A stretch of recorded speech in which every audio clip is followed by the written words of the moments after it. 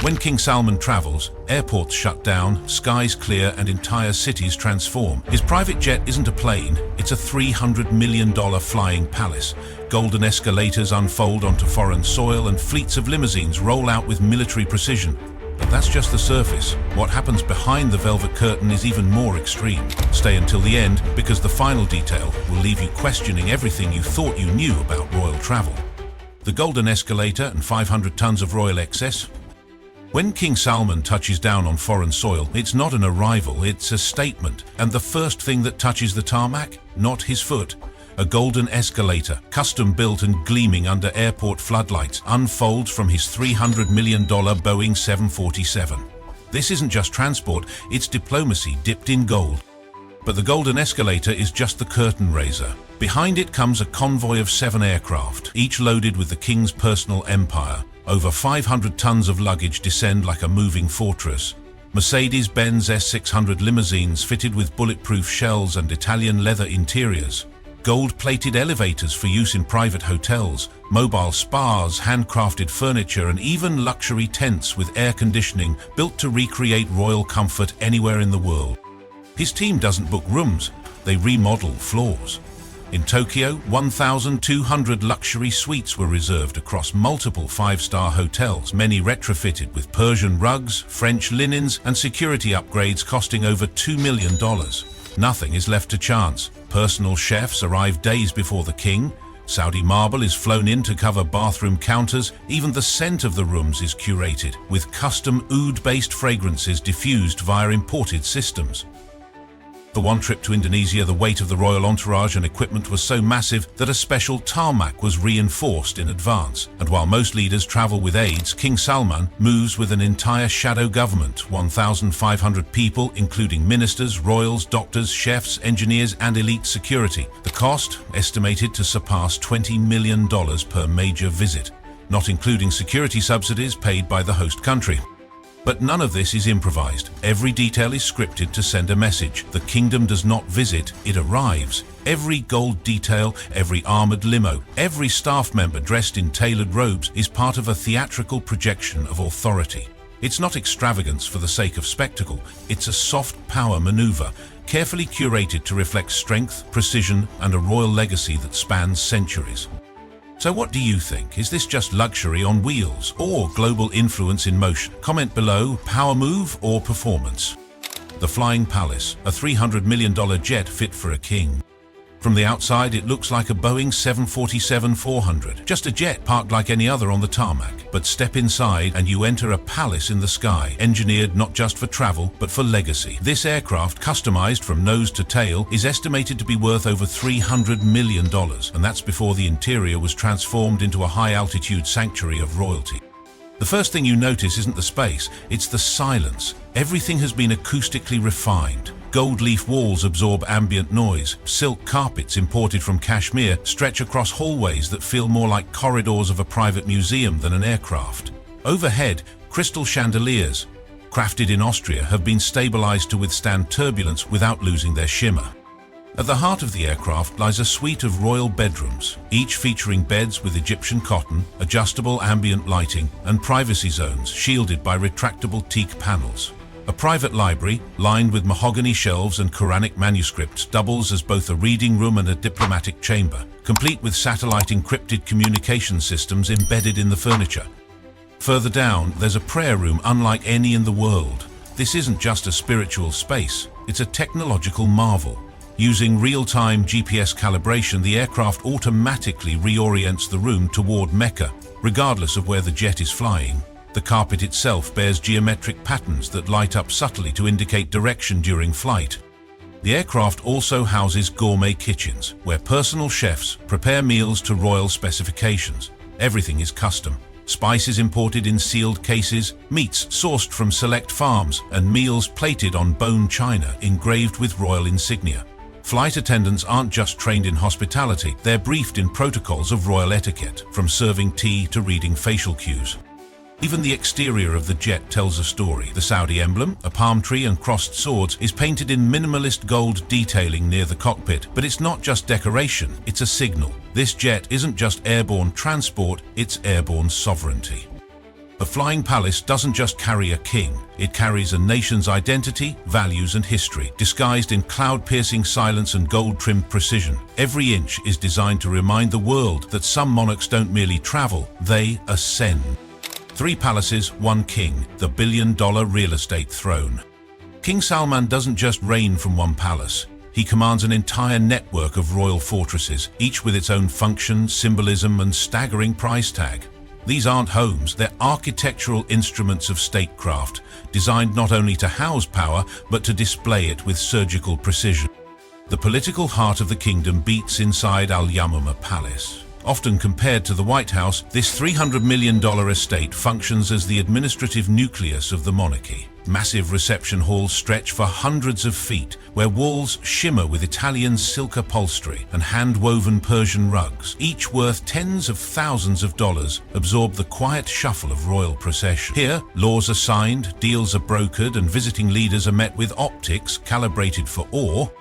A short distance away stands Al Alia Palace, not as politically charged, but no less significant. This residence is heritage reimagined. It's a visual love letter to Saudi tradition, layered with historical motifs, desert-inspired design, and materials sourced from across the Arabian Peninsula.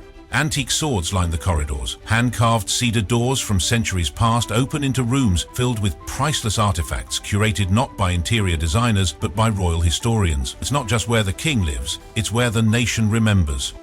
But the most mysterious of them all is Urga Palace, a $500 million compound built like a royal fortress. Tucked away from public view, its purpose is discretion. This is where high-stakes diplomacy unfolds behind closed gates. Heads of state are received not with press conferences, but with indoor garden banquets where fountains imported from Morocco trickle beside walls illuminated by Viennese crystal chandeliers, called erpousiers. The floors gleam with imported Spanish marble, while scent diffusion systems release curated oud blends into every hall. Fragrance as a form of soft power.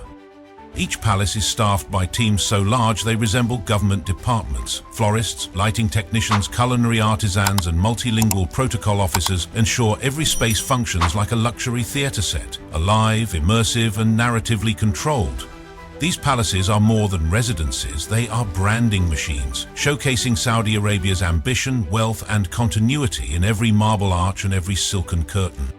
No single address defines King Salman's rule. Instead, it's the sum of these billion-dollar compounds, synchronized like organs in a body that sustain the image of a monarch not just ruling a country, but curating a kingdom. Royal yachts that float like cities. When most billionaires dream of a yacht, they picture a few decks, a helipad, and a crew of 20. But for King Salman, yachts aren't vessels. They're floating kingdoms, crafted to reflect not just status, but dynastic scale.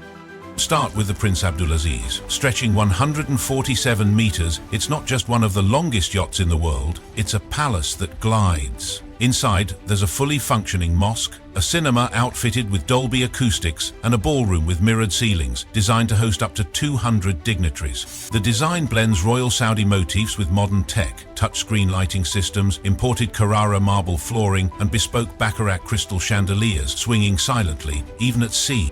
Then there's Kingdom 5KR, a yacht with a twist. Once owned by Donald Trump, the vessel was acquired and completely remodeled by Prince Al-Walid bin Talal, King Salman's billionaire nephew. Today it features gold-plated bathroom fixtures, Lalique crystal sculptures, and a custom Rolls-Royce engine room aesthetic. Not a metaphor, the actual engine room was designed to match the underhood architecture of a Phantom. The true titan, though, is Serene, reportedly acquired by Crown Prince Mohammed bin Salman for over $500 million. Originally built by Fincantieri and previously chartered by tech billionaires, Serene is more like a private island that moves. The vessel holds 2 helipads, a submarine docking bay, a saltwater swimming pool, and a winter garden suspended mid-deck. Bedrooms are wrapped in suede panels, the gym rivals a Four Seasons spa, and the wine cellar, climate-controlled and coded for access. Privacy at sea taken to a scientific level. And finally, there's Alderia, King Salman's personal yacht. Though smaller, its $10 million build and annual $8–10 million maintenance make it no less significant. It's his escape craft, sleek, discreet, and optimized for shorter royal getaways. With interiors designed by Aureate and custom mahogany woodwork sourced from Madagascar, it proves that subtlety doesn't mean simplicity. These yachts aren't just indulgence, they're instruments of nautical diplomacy. When they dock in Monaco or Istanbul, it's not leisure, it's soft power on salt water, broadcasting an image of Saudi majesty far beyond land. Which one shocked you most? Drop a comment below. Abdulaziz, Serene, or something even bigger? The Crown Prince of Excess, MBS's next-level lifestyle. For most royals, wealth is an inheritance. For Mohammed bin Salman, known globally as MBS, it's a tool. Sharpened, calculated, and deployed with the precision of a branding campaign. His lifestyle isn't just luxurious, it's designed to intimidate, inspire, and influence all at once. Start at sea. The Serene, a $500 million super yacht, doesn't float. It dominates. At 439 feet, it stretches longer than a football field and features 2 helipads, a saltwater pool, a cinema, and even a mini submarine dock. Every interior surface, from marble staircases to leather ceilings, is handcrafted.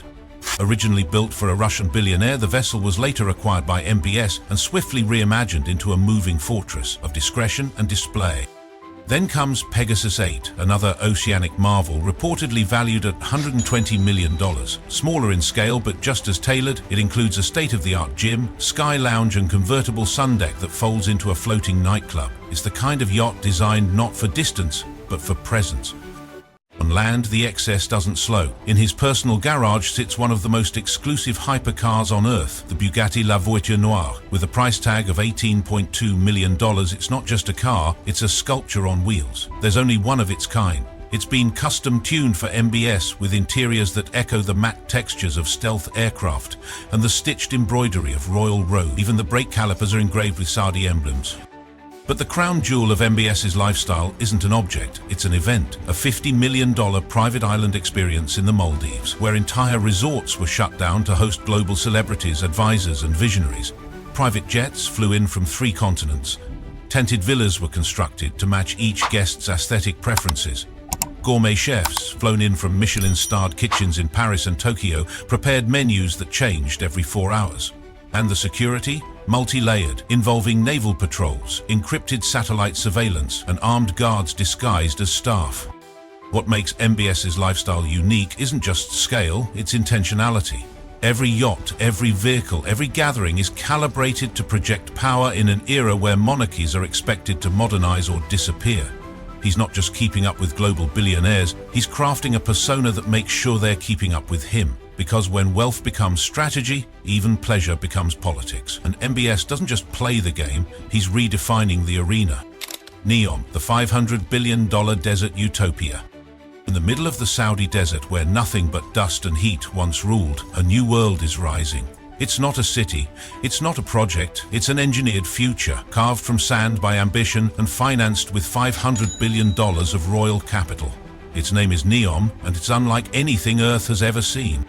Forget roads, forget cars. The Line, Neom's most audacious feature, is a 170-kilometer mirrored skyscraper designed to house 9 million people in a structure just 200 meters wide. Inside, everything will be powered by renewable energy, monitored by AI, and transported through ultra-fast autonomous transit systems that claim to move passengers from end to end in 20 minutes. There are no streets, only levels, no parking lots, only vertical gardens. From architecture to logistics, it's a controlled vertical ecosystem. But this isn't sci-fi. Construction is already underway. Foundations have been laid. Engineers from AECOM, designers from Zaha Hadid, architects and consultants from McKinsey & Company are already embedded, working alongside the royal vision. Reports suggest that over $2 billion have already been spent on groundwork alone. This isn't an idea, it's a blueprint with deadline. One sector within Neom, Oxagon, is being billed as the world's largest floating industrial complex, a polygonal megastructure extending into the Red Sea, designed for AI-powered logistics, smart factories, and zero-emission shipping. There is also Trojana, a winter sports zone in the middle of the desert, yes, indoor skiing, luxury alpine hotels, and a man-made lake, all in a region where summer temperatures soar past 110 DFF. Neom's design philosophy fuses UAE-level extravagance with Silicon Valley efficiency. Think robotic dinosaurs in theme parks, drones replacing delivery trucks, and personalized hologram assistants embedded in every smart home.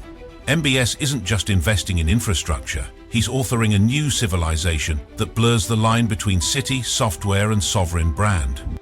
And behind it all, surveillance infrastructure will be native. Every movement, every transaction, every energy fluctuation measured, optimized, and archived.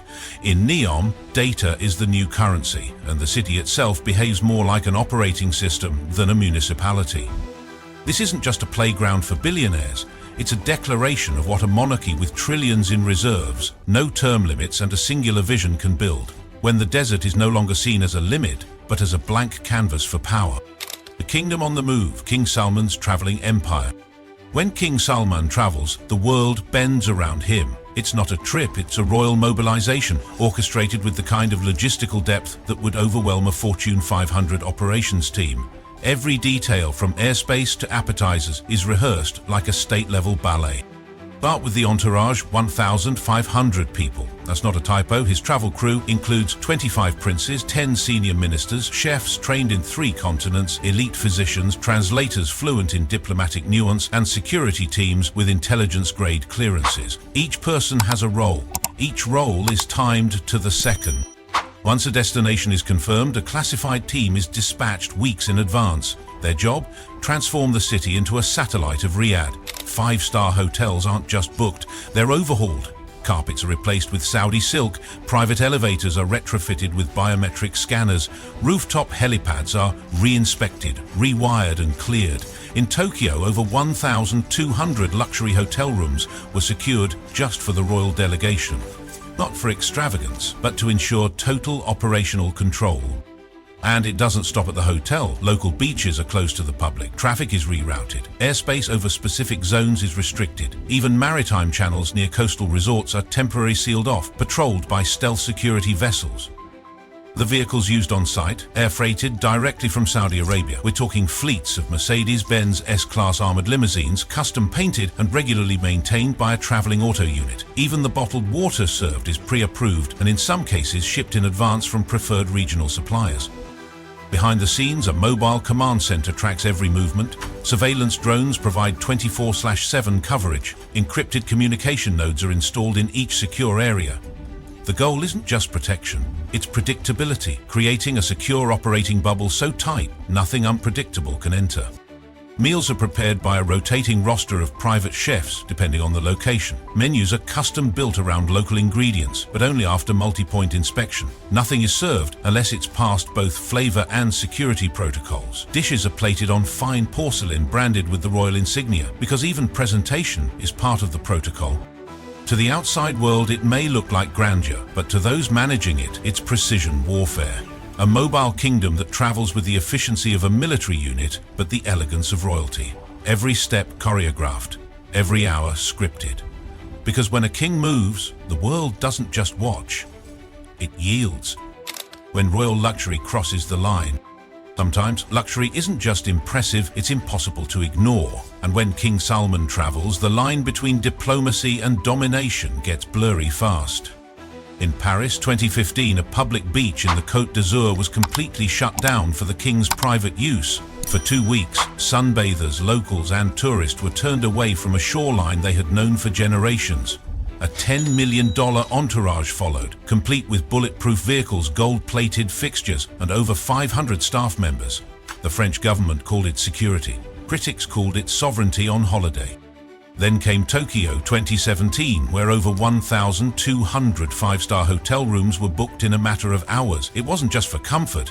Entire hotel floors were reconstructed with imported Saudi marble, custom-sent diffusion systems, and security panels embedded behind paintings. The Ritz-Carlton, Shangri-La, and Aman Tokyo weren't hosting guests, they were hosting a parallel kingdom.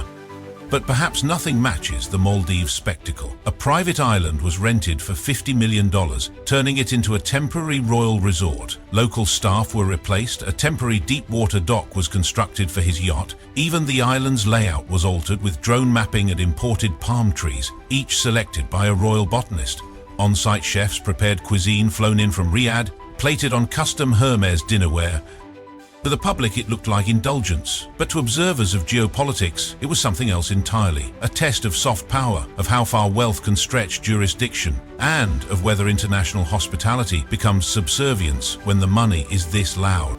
No laws were broken, but a global conversation began. At what point does private wealth override public space, and who, exactly, gets to draw the line?